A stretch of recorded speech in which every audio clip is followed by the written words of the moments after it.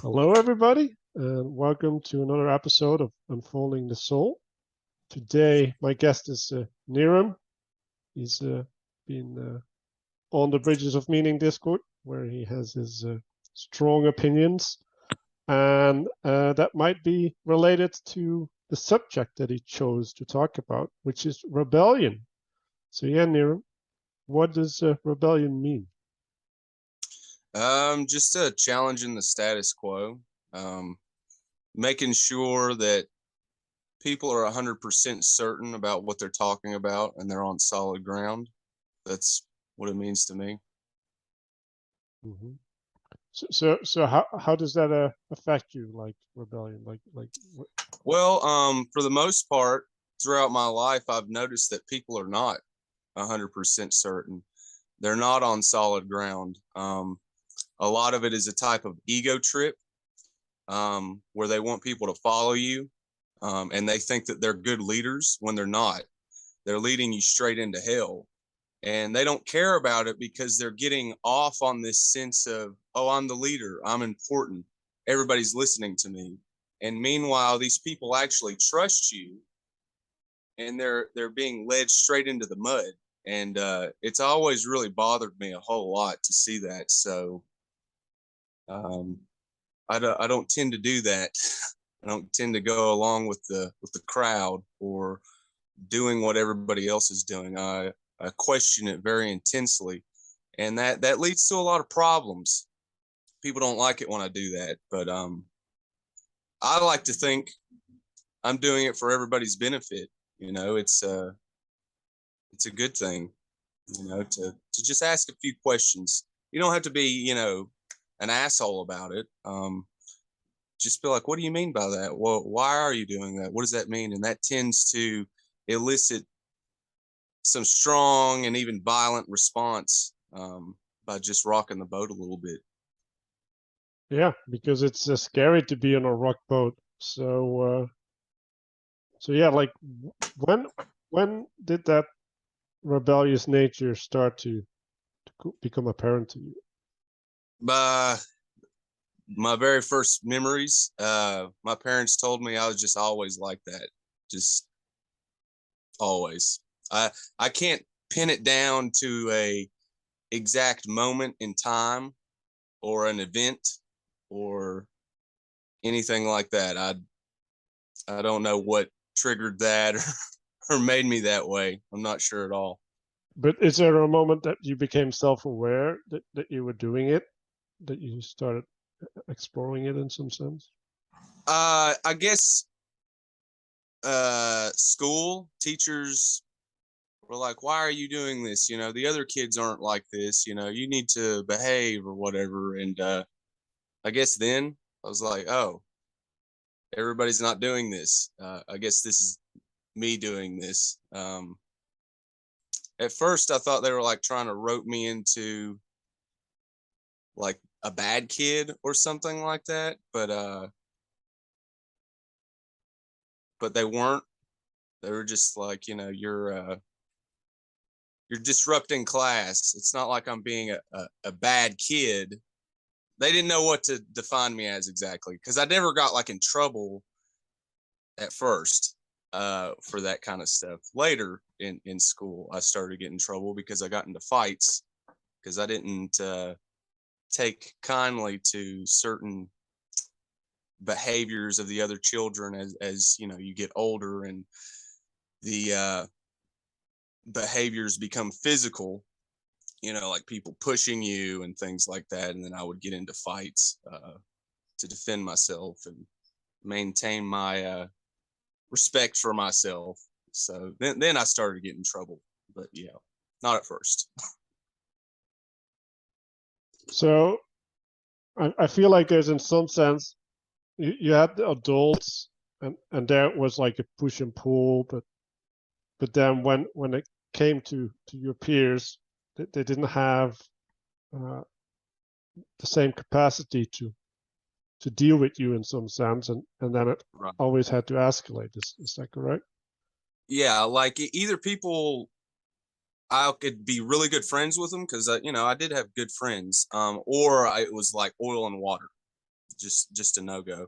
And the same was true for teachers. Some teachers really liked me, asking questions, and they kind of mentored me, or like took me under their wing, and had some deeper conversations with me sometimes after class or with my parents, explaining, he's just asking some questions. Nothing wrong with that. I know maybe some other teachers said that he's disruptive, but he's just curious. He just wants to know a little bit about this, a little bit about that.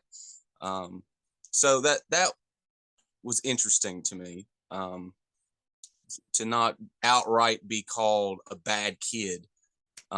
That I was just maybe a little different. Maybe some people didn't like that, but some people really did like that. So I leaned into that.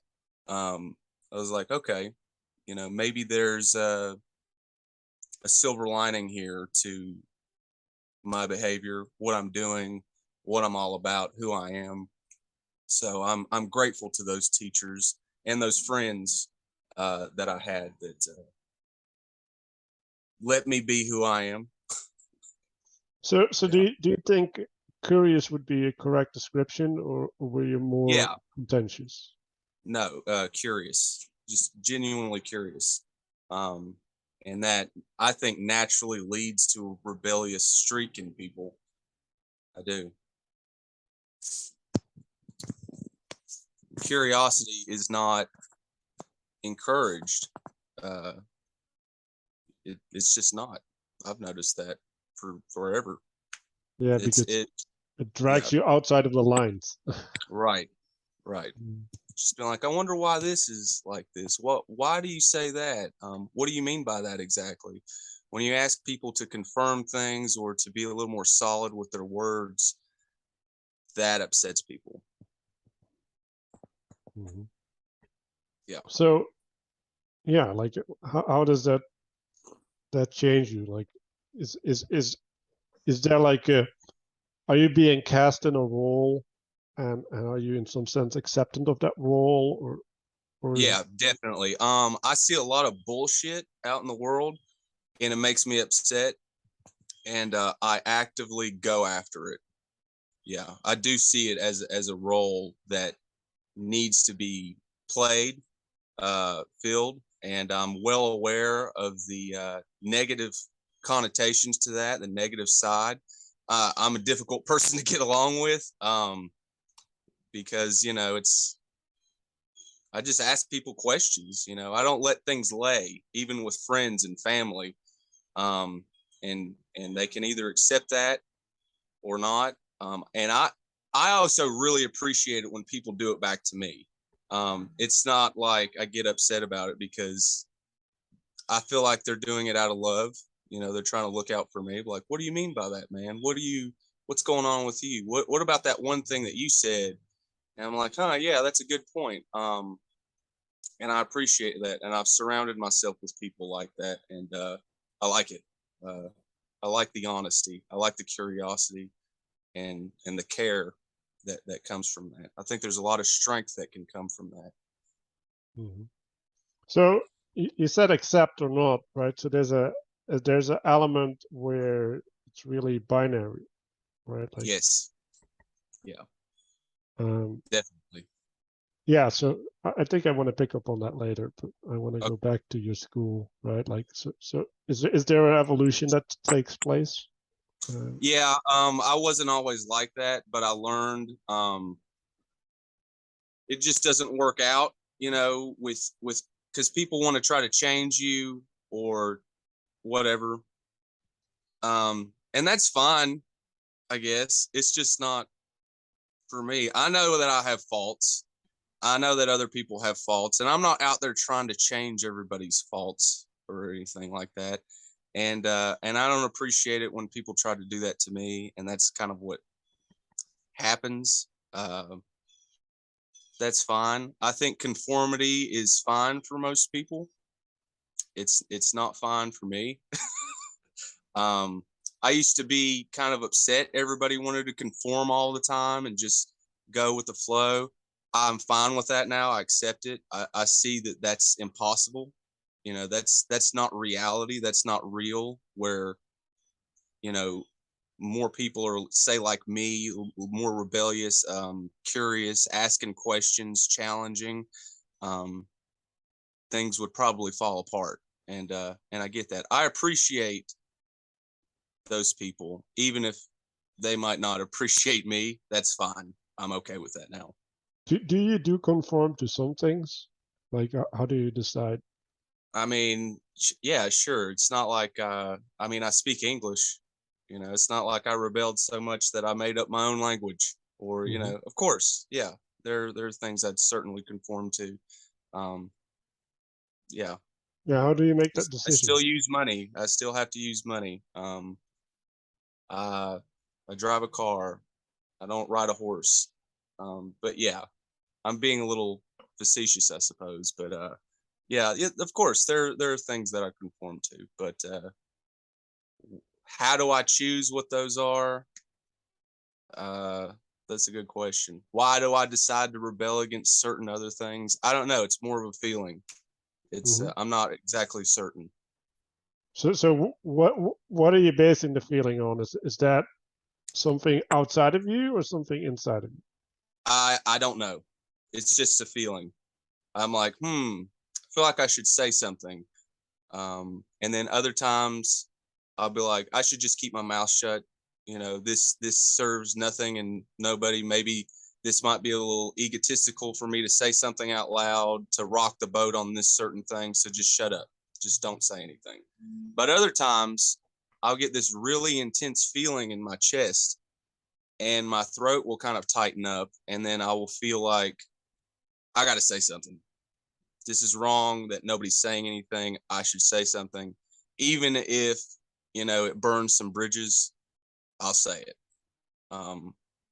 I call it my heart compass. That's just my own little personal thing. I'm like, I'm feeling something. It's weighing on me. I'm going to say something. I'm going to rebel against this thing, this status quo thing right now. Let's see what happens. So my mind is going to high school, and in high school, people generally get their rebellious streak happen. So did you also have a rebellious streak within your rebellion, or? Yeah, I mean, I think I was like this in elementary school. I think that I was like this in kindergarten. In high school, I kind of wanted to just be left alone, really. Why? And but things in college changed radically because I was being treated differently, and I became a lot more social, and I kept my mouth shut a lot more, and I tried to be a lot more understanding of other people and why they are the way they are. Because I was like, why, you know, there's got to be a reason that everything is the way that it is. Because I was very angry, resentful teenager, blah, blah, blah, typical Is that teenager. why you retreated, the resentment? Like, Yeah, because I was like, I'm tired of being angry. You know, I don't want to be angry at people. I want to understand people. And I want to be friends with them, and I want to be more social, and I want to be a part of a group of people and all this and that. So I started observing, I started thinking, and I started seeing that everybody has a role to play. You know, everybody has something that they're doing, and that's very important. And what can I do, and how do I fit in, and what is my role? How do I fit into this whole thing here, instead of being on the outside of things? And I figured that out through college, and became a lot more social, but still true to myself. Yeah. so yeah, you said you were more silent, and that in combination And, with defining your role. So in some sense, that's where your discernment starts happening, right? Like, I'm going to engage with this, and I'm going to engage with that. Do you have a sense how you made that decision for yourself, like how you? But what do you mean exactly? Like what? Well, so let's just say, right, like you're standing on the side and you're watching things happen, right, and now it's like, I guess this feeling in your heart or whatever is saying, well, now I gotta go, right? Like this is where it happens, and then at a certain point you reflect on that in some sense, which is like, or you slip into a pattern, right? Like, oh, at these points I speak up, right, and at these points Right, I let go. That's kind of where. right, right. Um, I think I just high school was not any good. I had to just get out of high school. Um, I left high school when I was 16. I didn't finish it, and then when that same year I went to college. Um, so I kind of skipped ahead of everybody. I didn't even know you could do that, but I was having such a hard time in high school. I was getting in a lot of fights. I was not getting along with anybody. Because I wouldn't back down, you know. And when I got to college, I still didn't back down, but I was with older people that could see where I'm coming from, and with different professors, and I was in a different crowd, and I think that allowed me to find that discernment. I don't think it was helping me being around a bunch of hormonally charged teenagers that were feeling a lot of different things. I think it was very helpful when I was a teenager, when I was 16, to go to college and be around some older people that I could talk to. That was very helpful to help me find that sort of discernment, because they didn't have anything to prove. They weren't trying to get into a fist fight with me. They weren't trying to climb this high school hierarchy. They were just like, this is a interesting younger kid. Why are you so young, and why are you here in college, and what's your story? What are you doing here?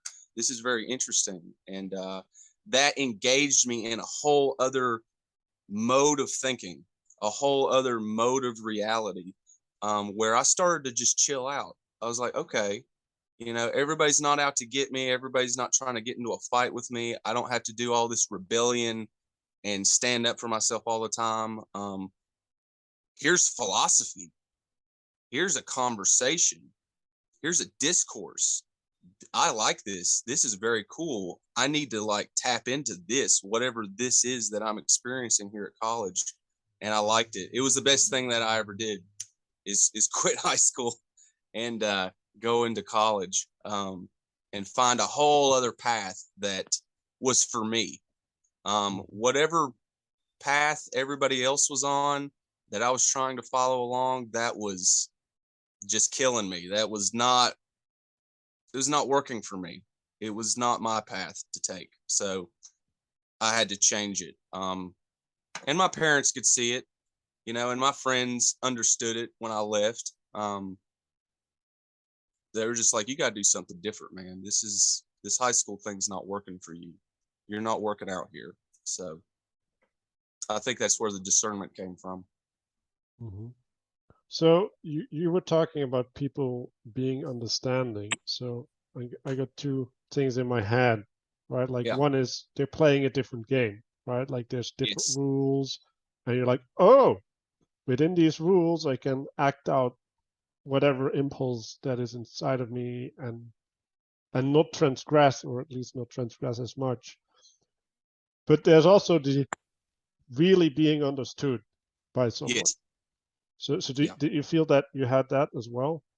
Absolutely. Yeah, absolutely. I especially got really close to my philosophy teacher and my logic professor, um, and my writing professor. Like, I got close to so many people that were so much smarter than me, and for whatever reason, they appreciated something about me that people in high school hated about me, and I felt something I had never felt before from other people, and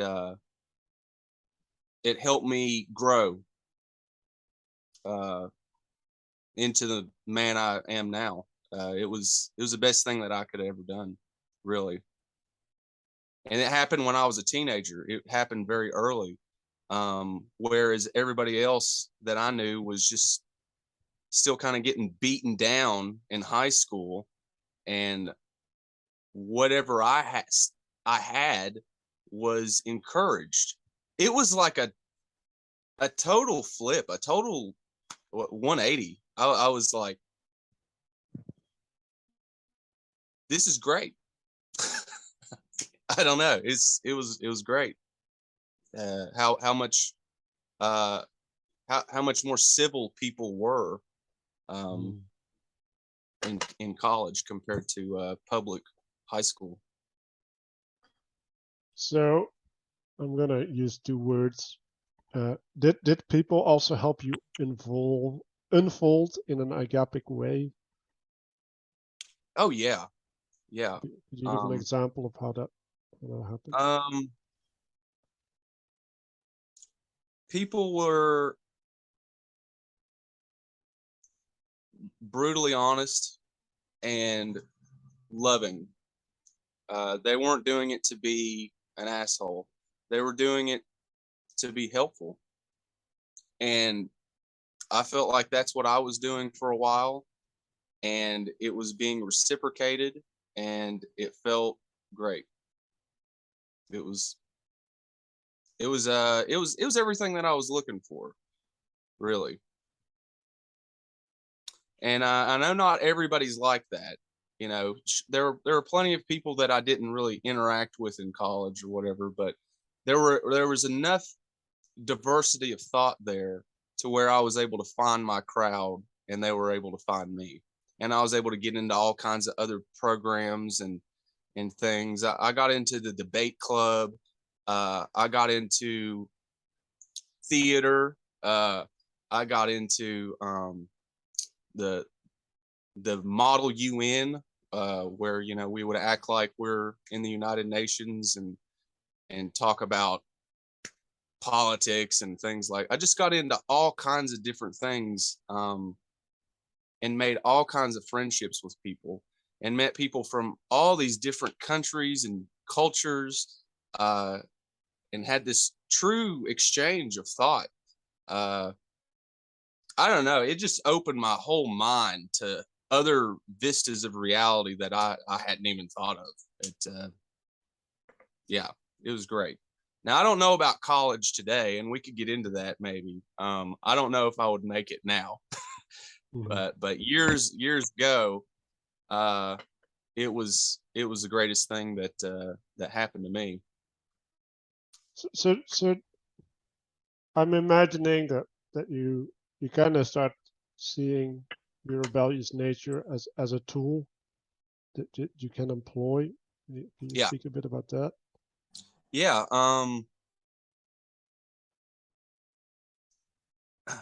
You know, you can be. I've seen destructive, rebellious people that do things out of resentment, and I hate those people. Um, I think constructive criticism is important for any society, any friendship, any family, and over time, people started to realize that's what I'm doing. That's my thing. I'm not doing it to be a destructive. Um, I'm not doing it out of hatred. Um, I just want to make things stronger. And I want to be sure that people are certain about what they're doing and what they're saying. Um, and just pointing out the foundations of their philosophy, of their actions, um, and encourage them to do it to me, because I mean, I can't see everything wrong that I'm doing. That that's why we need friends. That's why we need people that, like, hey man, you got a booger hanging out of your nose. You don't need somebody ignoring it, not wanting to embarrass you. You want somebody to tell you got a booger, and you need to clean your nose, man. I don't want you to embarrass yourself. That's how I approach things. That's how I use that as a tool. Yeah, So I think so it's when you try and get at underlying foundations, then that requires a tool set. So how did you develop a way of seeing, or at least relating to what is below?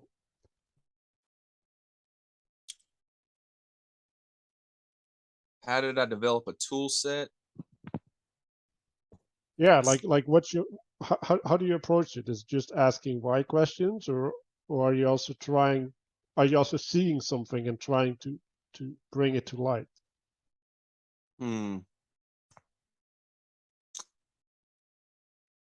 I haven't really thought about it like that. I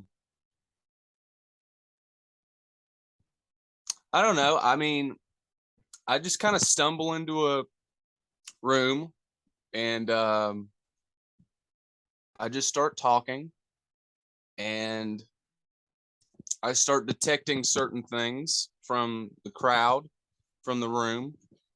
And I suppose I have a set of protocols that I follow depending on what that person's archetype is. When I discovered Carl Jung, that changed a whole lot for me. And I What got a age lot was of that? 19, 20, 19 or 20 years old, around there. Yeah.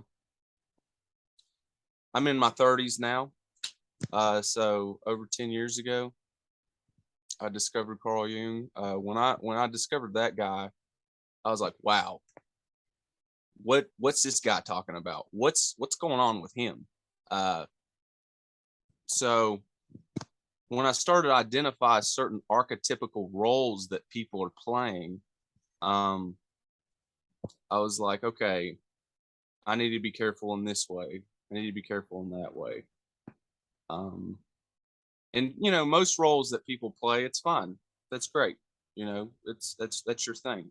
But some roles are destructive. Some roles are filled with resentment and they just want to hurt other people or troll or control people. Troll or control. That's funny. But anyway, I just couldn't stand people like that. And I would make it a point to kind of show other people what those people are. A troll slayer, if you will. I took that role upon myself, and I would, I guess, challenge those people. Yeah, so that in my mind applies an act of dominance as well, right? Like when you slay Yes, someone. yes, So absolutely. so because like I'm not unfamiliar to the things that you're talking about, right?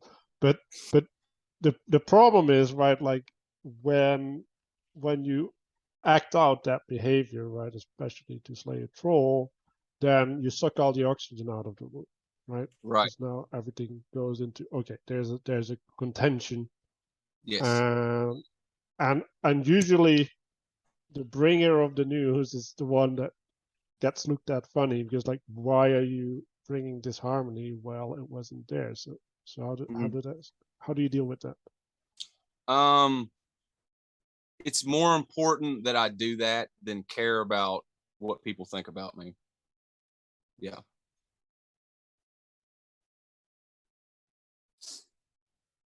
So yeah, so you have this moral justification where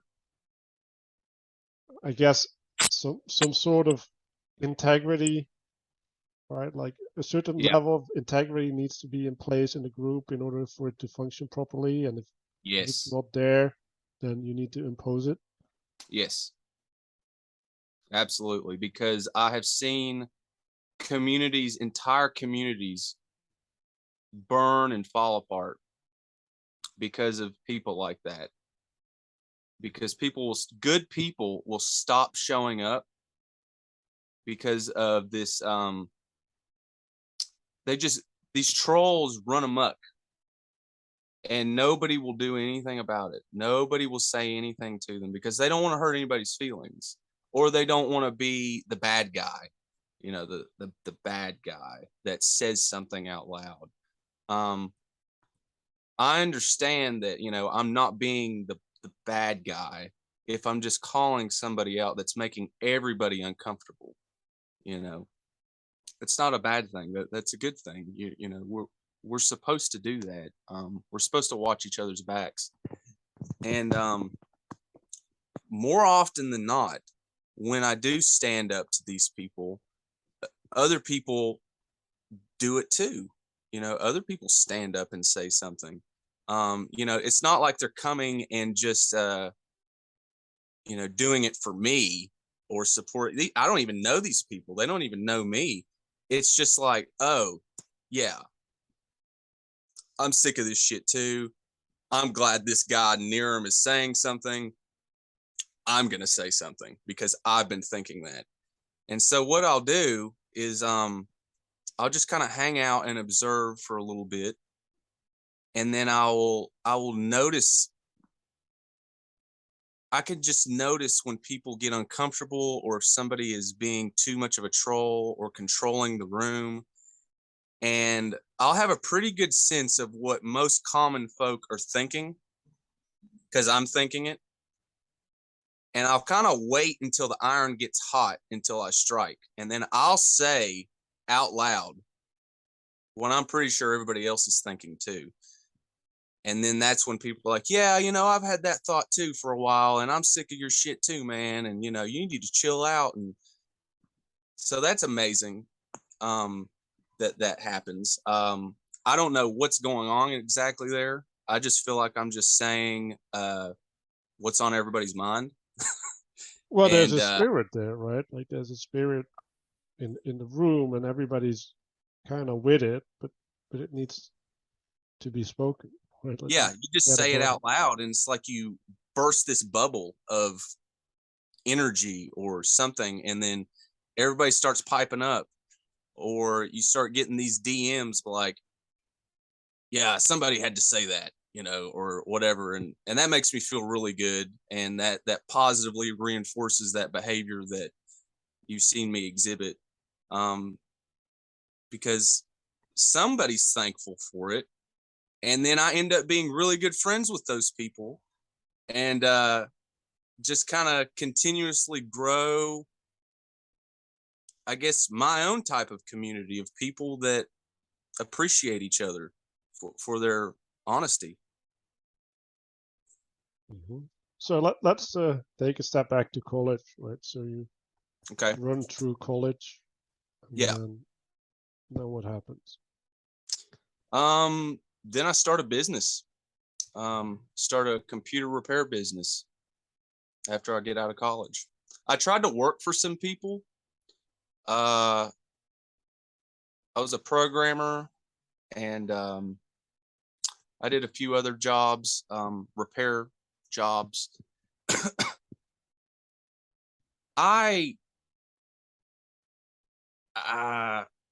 Yeah, that doesn't work for me. I have to be my own boss. I'm just, I'm sure if it was like I don't know. No, I can't. I have to be my own boss. I just have to be my own boss. That's the rebellious nature making I you don't know. unable I to guess function.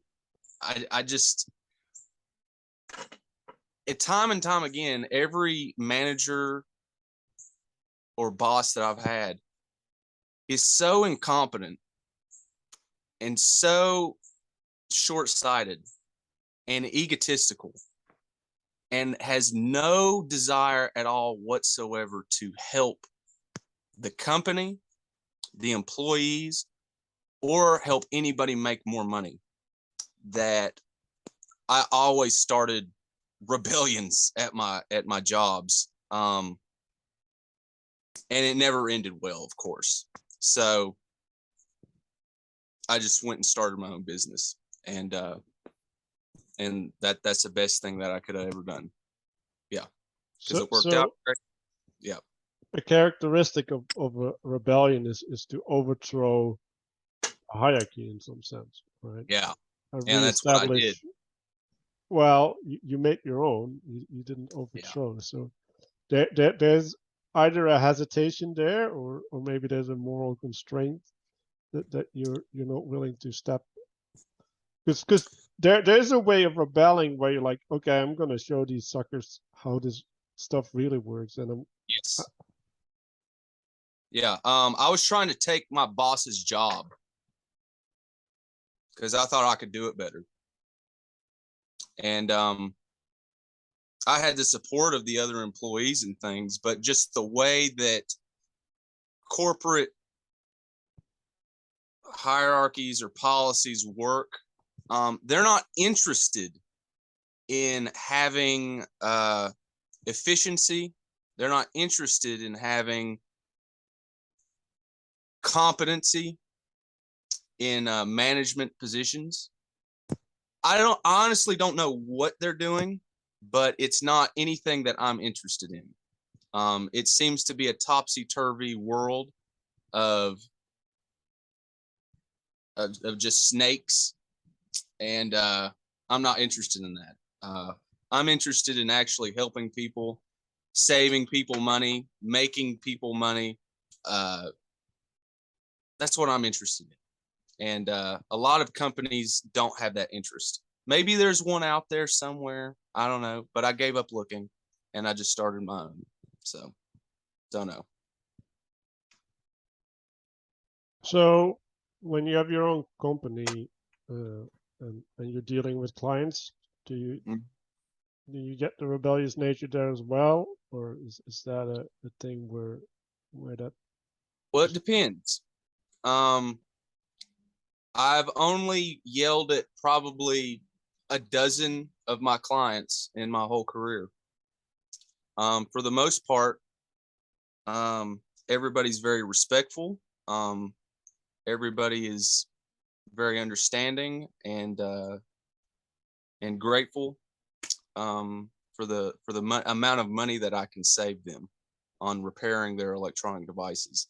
There have been about a dozen people that were extremely disrespectful, you know, basically wanted to treat me like their personal slave, and were very demanding, very rude, and I had no qualms whatsoever to tell them exactly where to go with their attitude. But it has not been that many people. But I'm very happy that I've put myself in a position where I can say no to nasty people. Just say no. Like you can go and deal with somebody else and pay full price in the city for the same service that you could have had here. You know, I have the right to refuse service to you because I don't like you. So get out. Yeah. But I haven't had to do that very often, thankfully. Most people are nice that I've come across in my business. So yeah, what happens past that? You have your business. Where does your life take you? I went on a lot of road trips. I went and saw America. I need to continue those. But with the lockdowns and everything, I just haven't had a chance to do that. I've just been over this summer enjoying everybody getting out and about in my local community. And there's been some bars that have opened up around here, some local people that I've known my whole life that started their own businesses, and that makes me very happy. So I've been going there. I was just at one of them last night, and they had a little rock concert, and we all got up and danced together and talked, and that was a wonderful time. It was a local band too, so this year I haven't been traveling outside of my community. I've just been really enjoying my community's revival after the lockdowns, and everybody getting to know each other again and talking and being social around here. But before then, I like to travel around and just go see different places. One of the last places that I went to, I've always been interested in building engineering. I went to school also. Well, I went to trade school for mechanical drafting, like mechanical engineering and drafting, and we, would draw up 3D models on this program called Inventor of like airplane engines, of just different various mechanical devices, and then we 3D print them and construct it, and then blow air through it to see if it would function properly from our drawings.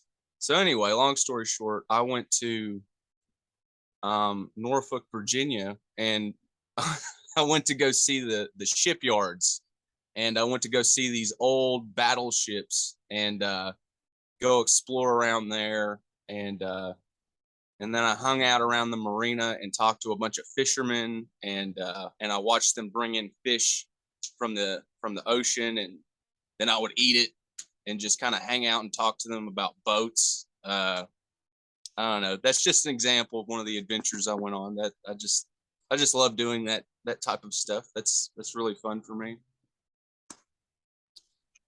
So, well, there's a different culture there. So, do you think those cultures are more amenable to your personality there? I don't know. I like it where I'm at. People know who I am at this point in my community, and I'm accepted here. I like that. That's priceless to me. I mean, you just can't beat that, you know. So I like it here, but I also like it there. But would I want to live there? I don't know. I'm not much of a city person, you know. I'm more of a rural guy. I like the serenity of a low population and a forest and creeks and rivers and streams and wildlife everywhere. That's more my thing. Actually, you know, can I do this? Yeah, that's what I'm looking at. It's just the forest right there, right off my my back porch there, and right there is a nice creek. Oh, that's real nice. Yeah, and there's my little garden and stuff. So yeah, that's just my thing. That's what I want to do. That's where I want to be. I don't like the concrete jungle. Yeah. But you did. I was trying to point at the culture more so than the city itself. Well, the culture comes from your surroundings too. The people here, you know, have to contend with this environment and the weather. We have really intense seasons. You know, we got hot summers, freezing winters. It's got it all here. And I like that. And I think that it has a huge impact on the culture, and how people are. People here are really tough, but they also know how to have a really good time, and they're very honest.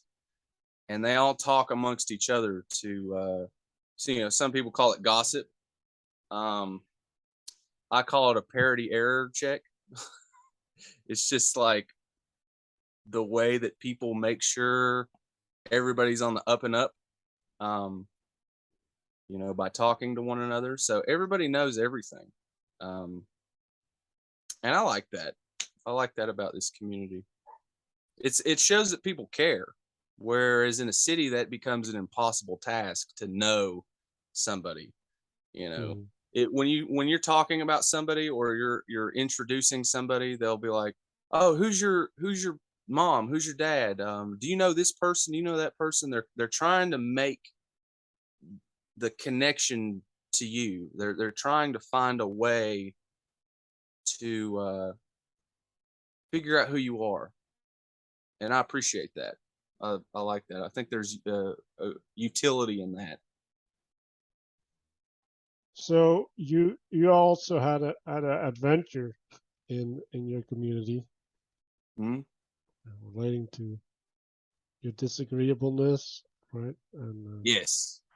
taking Yeah. responsibility. You want to get into that a bit? Um.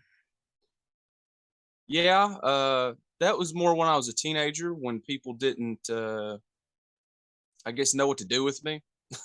And then I went off to college, and I came back and offered a business. And at first, people didn't know what to do with me, or they were surprised. That's more what it is. They were surprised at what I had made myself into. Mm. Um, and I guess that was kind of insulting. Positively, Yeah, they were positively surprised. and I that guess was insulting for you that they were yeah, that positively was a little insulting for me. It's surprised. like, well, what do you think I was going to turn out as, or what do you mean exactly by that? So And they're you're like, oh, focusing on the negative aspect instead of, oh, like they kind of now appreciate who I am. right, yeah, yeah, because I never thought I was going to end up negative place, or I was like, I'm going places, I'm going to make some cool stuff happen. I'm going to do this thing. And I guess other people had some other ideas about where I was going to end up. And yeah, of course that insulted me. Of course I was upset by that. So, but there's that rebellious part of me. I was like, well, I showed all of you for sure. Like, here we go. I've done something totally different. Um, and the people that I guess they had positive thoughts and ideas for, they ended up in real negative places. So that's funny to me. There's a certain amount of irony in that. Um, I mean, I wish those people wouldn't have ended up in the gutter in really bad spots. Yeah, I don't know. That's a whole other rabbit hole, though. Of what I think about that. Uh, Maybe, I don't know, if they would have challenged the status quo a little more, maybe that wouldn't have happened to them. I don't know, because that they were these people that just kind of went along the way that they were expected to, and they followed their leaders and they listened, and And then it didn't there's an work out. end. Well, yeah, Yeah, there's an end to that road, right? Like there's not always someone in front of you. Sometimes you have right, to, and right. then you have to deal with stuff. Yeah, yeah. So, but that's a whole other rabbit hole. Anyway, I got over being insulted, and I was just like, well, I'm glad we can all be friends and in this community together. Great. Let me fix your cell phone. Here's your computer. Your radio's been soldered. Yeah, I'll install your security system. Yeah, I'll set your camera up. So after I got reintegrated in the community as a man, things are great. I love it. It's wonderful. I feel appreciated. They feel appreciated. Um, with my low prices, I try to cut my prices in half compared to the city, and try to undercut the competition, because I can do that. Whereas in a city, the rent is so high, they basically have to charge you an arm and a leg just so that they can eat and feed their family. So there's an advantage to living in a rural area. Cost of living is not that high, and I can give people these affordable prices. And that also means that I can take in business from the cities too. Like, people will mail me stuff, and or drive out here even, to have me fix their stuff. So it's good for me. Yeah, and you went into the city council as well. Chamber of Commerce. Chamber Yeah, of Commerce. yeah. Because you were struggling with that a little bit, right? Like how disagreeable you should be there. Yeah, just people say that they want to pitch in and help and make the community better, but they don't actually want to do any work, you know. So yeah, that was the problem well, not just me, everybody on the chamber was running into. We've solved some of that.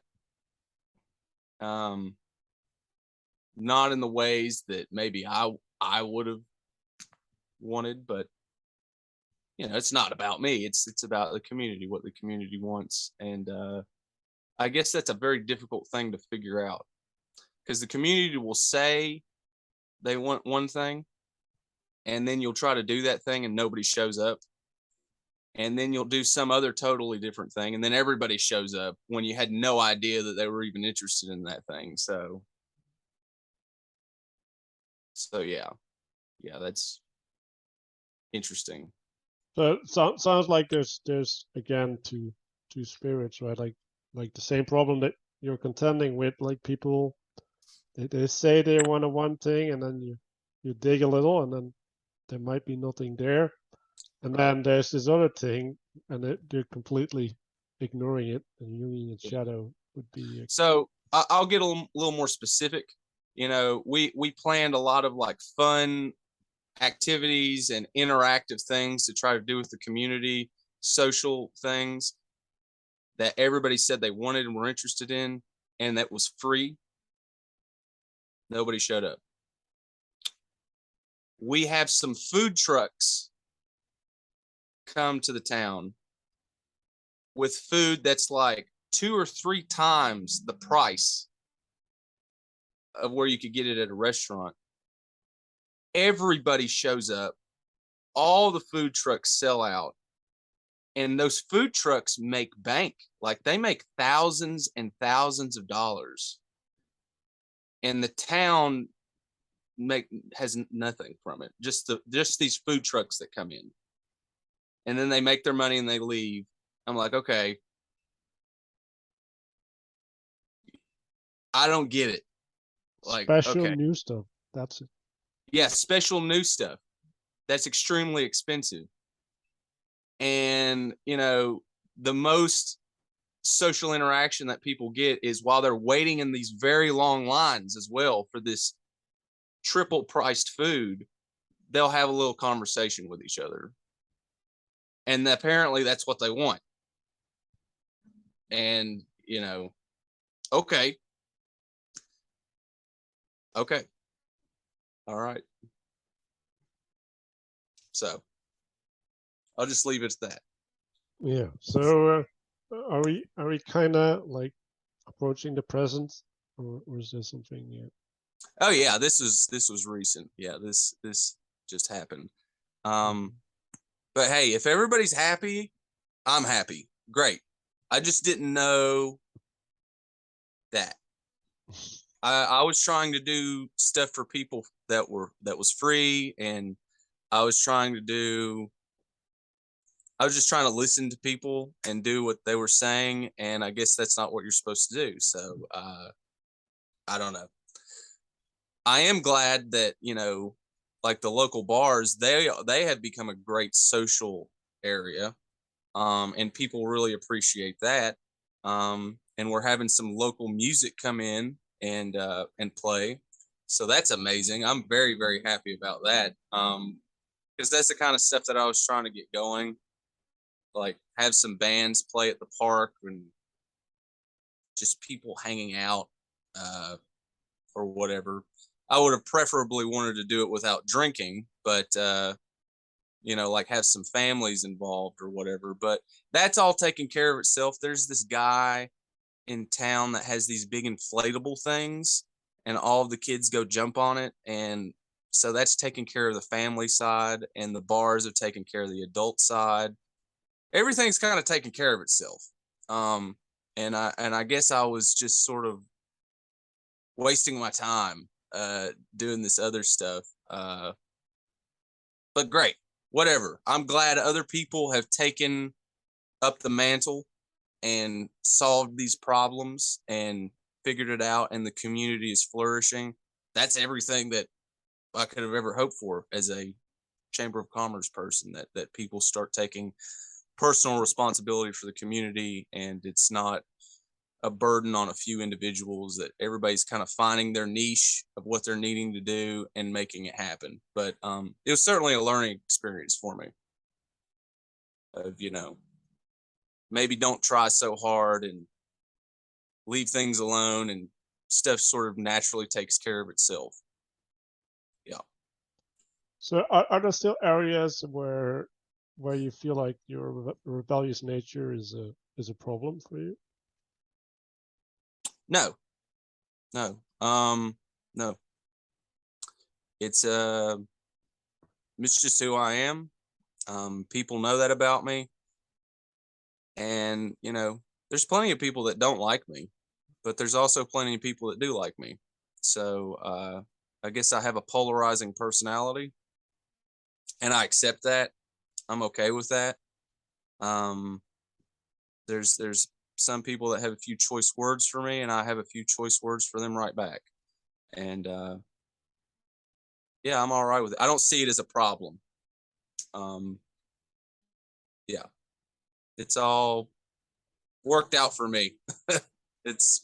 I'm fine with where I'm at, and I'm fine with my reputation that I have in my community. Yeah, I accept it. I'm happy with it.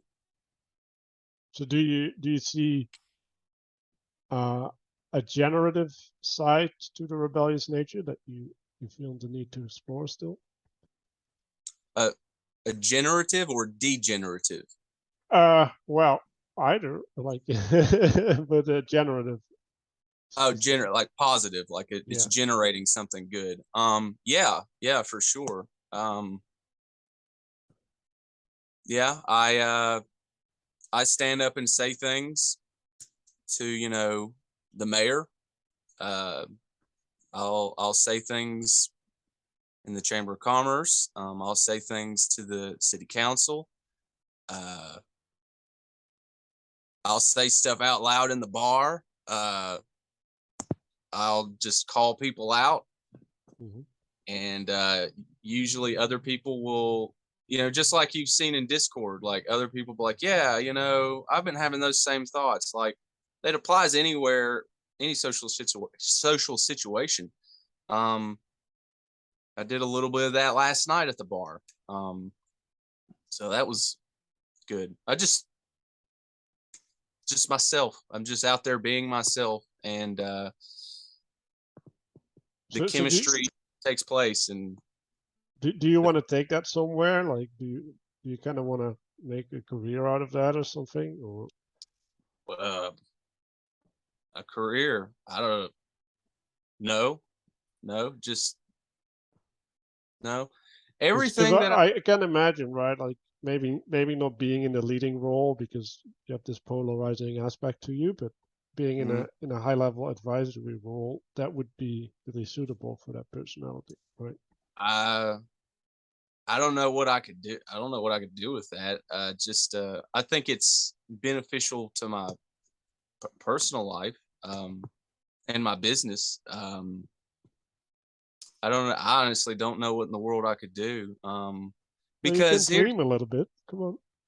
I don't know. I mean, I don't really like telling people what to do, or what they should do with themselves, or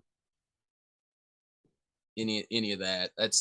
I don't feel like that's my place. I don't feel like that's my role.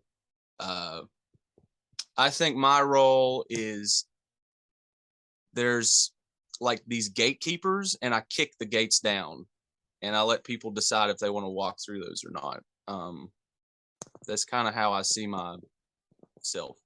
I don't want to tell people you should go through this gate and you should go through, like, how should I know? Who the hell am I to tell people that? What do I know? But I do know when somebody's being an asshole. I do know when somebody's leading people astray.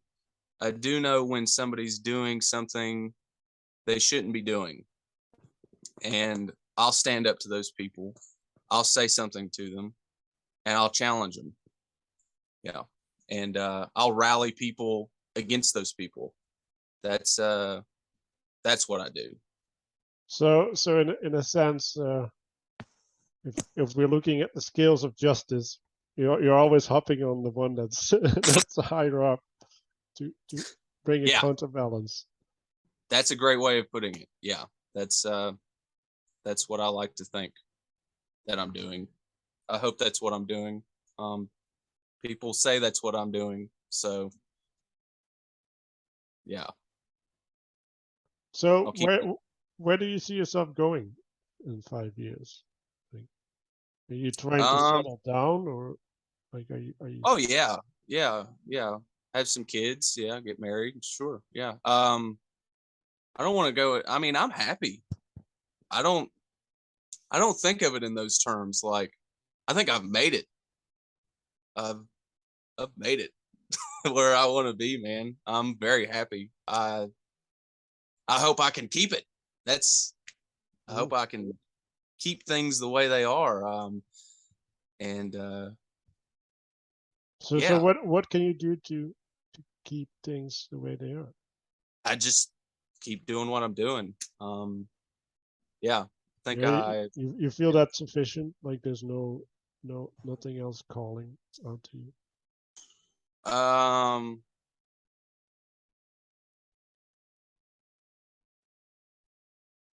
I'd like to start a band. That'd be fun. No, I don't have any. No, I'm Start a band, start a family. Yeah, just yeah. Maybe make a funny movie with my friends. That'd be cool. Just I don't know. I don't like I want to be a millionaire or I'm gonna go be a politician or I'm gonna go and be this leader or like no, I just want my community to flourish. I want everybody to have a nice job here. I want sometimes the world puts you in that role, right? Like, well, if it does, I'll do it. But it's not like something I'm actively seeking out. Yeah.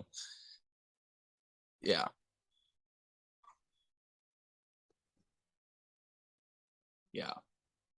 I don't think people would want to follow me anyway. They and I don't want that either. I don't want to tell people what to do.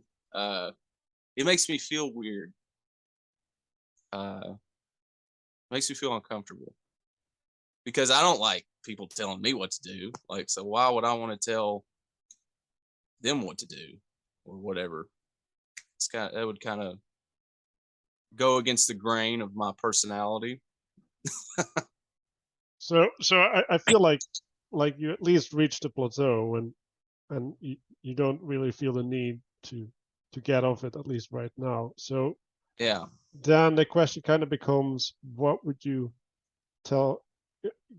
What aspects of your behavior would you give over to your kids, and what would you have them refrain from?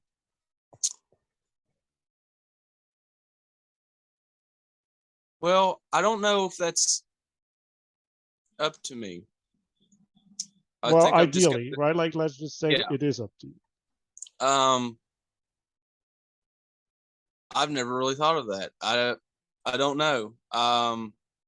They're going to come out the way they're going to come out, and I'm going to have to do my best to help them fill in their role that they were born to do. I guess that's what I believe. And not, tell them that this is wrong or that's wrong. Like it'll be my job to see what are they trying to do? What are they trying to get at? What's their goal? And as long as it's not destructive or anything, and I don't have to like correct it, I want to help them. I want to help them become who they are, like my parents did with me. And not trip them up along the way, like I see other parents do with their children, or try to shove them into a mold. My parents didn't do that with me. They were like, "This kid's different. Um, he's gonna have to walk another path that most kids don't." Um, and I wish other parents would have done that with their children. And as I said, maybe those kids wouldn't have ended up in the gutter, as I said, or in a really bad place.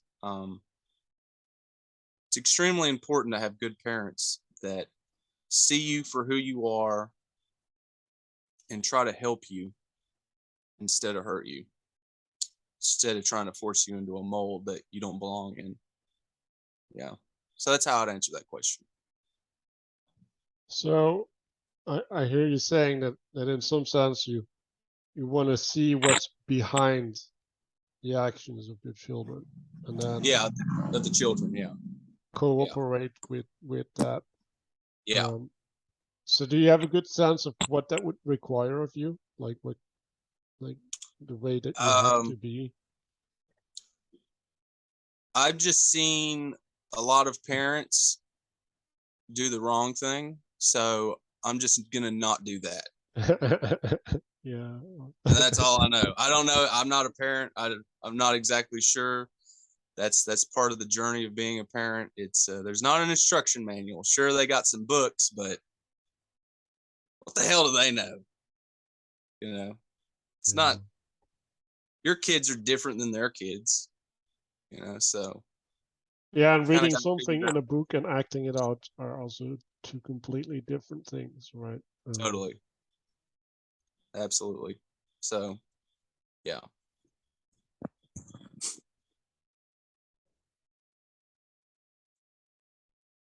Yeah, so I guess I still, because I feel like you're really resistant to making things concrete. There's this element where it's like, oh no, it needs to be floaty because like now I guess I'm projecting a little bit or assuming, but if you don't make it floaty, it becomes like a judge, and like I feel like you don't want to go there. Well, there are certain things that I am very concrete about. Um, but there are other things where there's room for interpretation with me, and I think that's important. Um, but yeah, there are certain things that I have a very solid concrete stance on, where it's binary. It's very black and white for me. But you know, Okay. so like with kids and stuff, like that's there's a lot of variables with that. That's something that I don't feel like should be so concrete. You know, you need to kind of be adaptive for the sake of the child. Um, but if you get very specific with situations, I can become more concrete with things.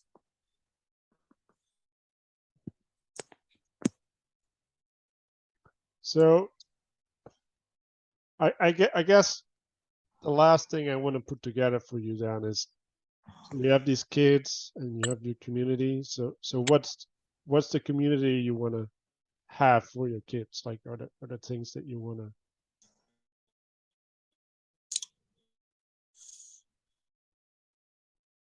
Well, I plan on homeschooling my kids first of all. So I've already looked deeply into the homeschooling community, and I really like it. Um, like they get together on the weekends, the kids of the homeschooled parents, and they have events and play sports and do all that kind of thing. Um, because public school was not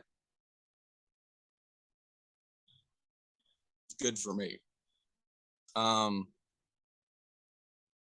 and if my kids are going to be anything like me, I don't know if it'll be good for them. If they want to go, they can go.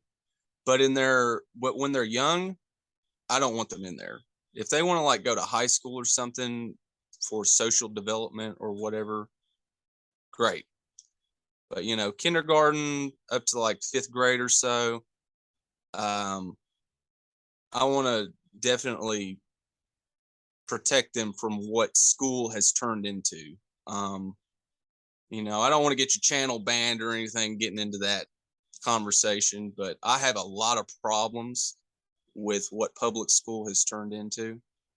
So that's the type of community that I want my kids to be in, is a homeschool community of independent, rebellious, even free thinking families.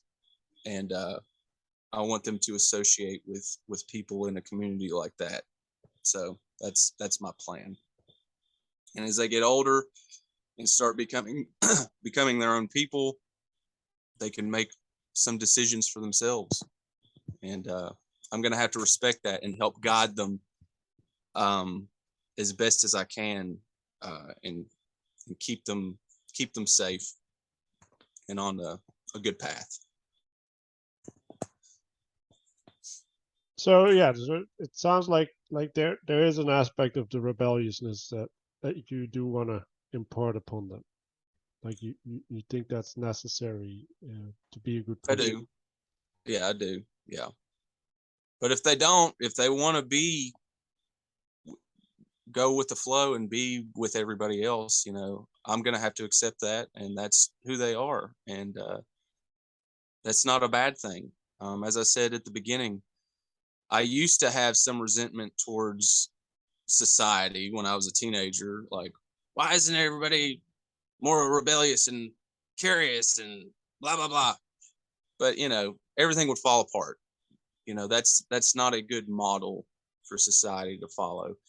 It's supposed to be a challenge. You're supposed to have people like me, and you're supposed to have people like that, and they balance each other out.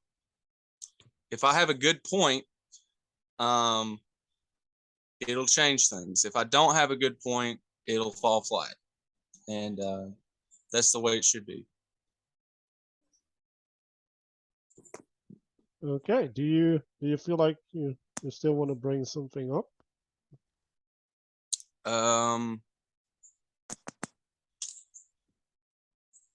Can't think of anything. You got any more questions? Well, I got a question. What is your takeaway from the conversation?